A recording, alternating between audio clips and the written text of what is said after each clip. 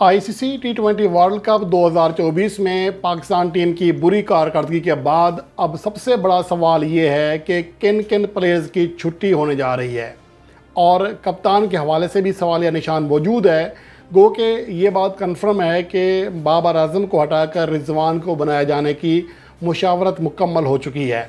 अलबत्ता कुछ जो लोग हैं वो फ़खर जमान को या कोई और खिलाड़ी को एज ए कैप्टन लाने के मशवरे भी दे रहे हैं।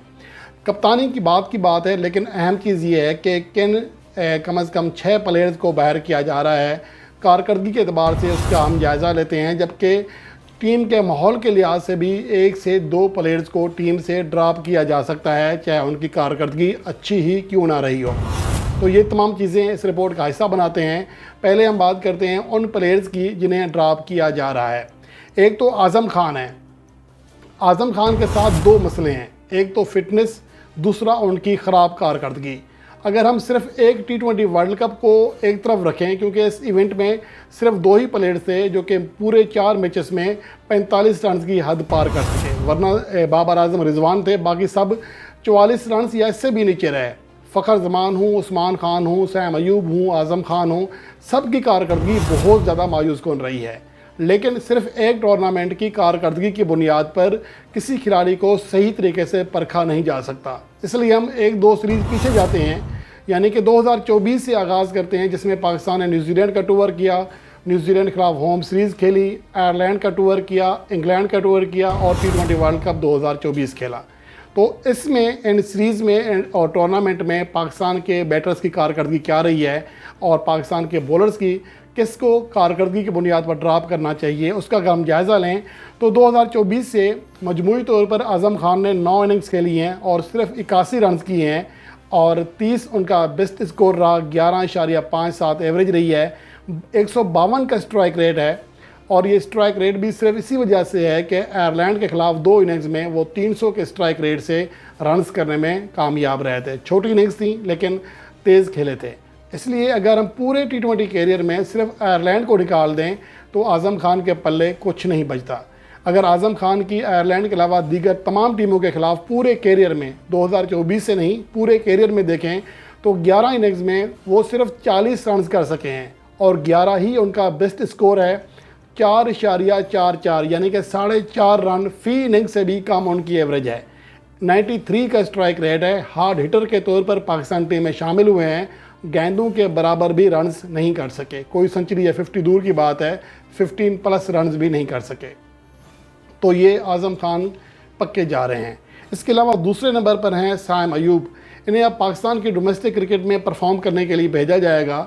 सवाल ये पैदा होता है कि वो डोमेस्टिक क्रिकेट में ऑलरेडी परफॉर्म करके पाकिस्तान टीम में आए थे।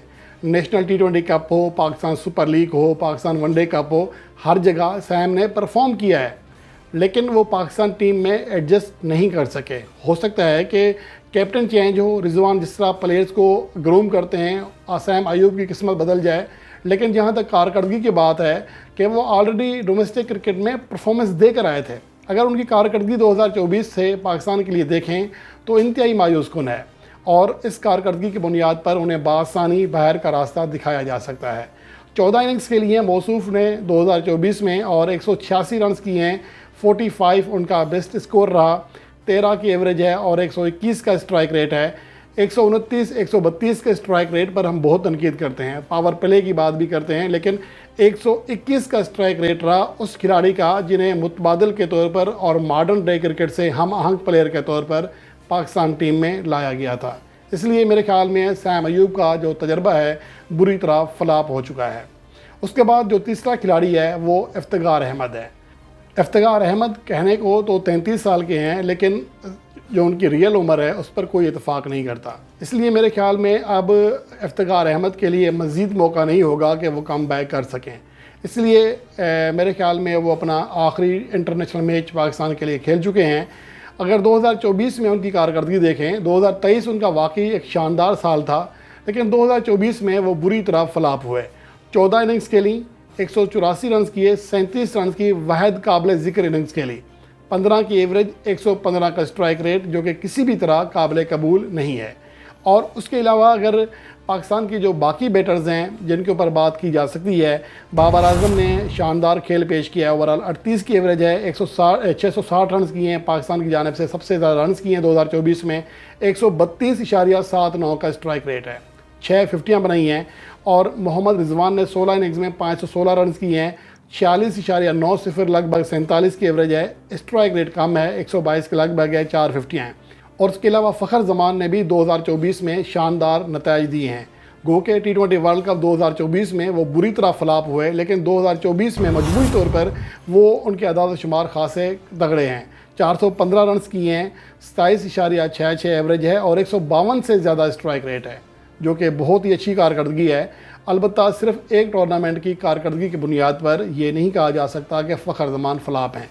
यहाँ ये बात ज़रूर है कि उनकी कारकर्दगी में तसलसल नहीं है, और ये हमेशा मैं कहता हूँ कि वो 1-2 बड़ी इनिंग्स खेलने के बाद आगे 7-8 इनिंग्स में ऐसे ही चलते हैं, नाकाम रहते हैं, फिर 1-2 अच्छी इनिंग्स खेल जाते हैं। कारकर्दगी में तसलसल नहीं है। उसके बाद जो अगले खिलाड़ी हैं वो हैं शादाब खान।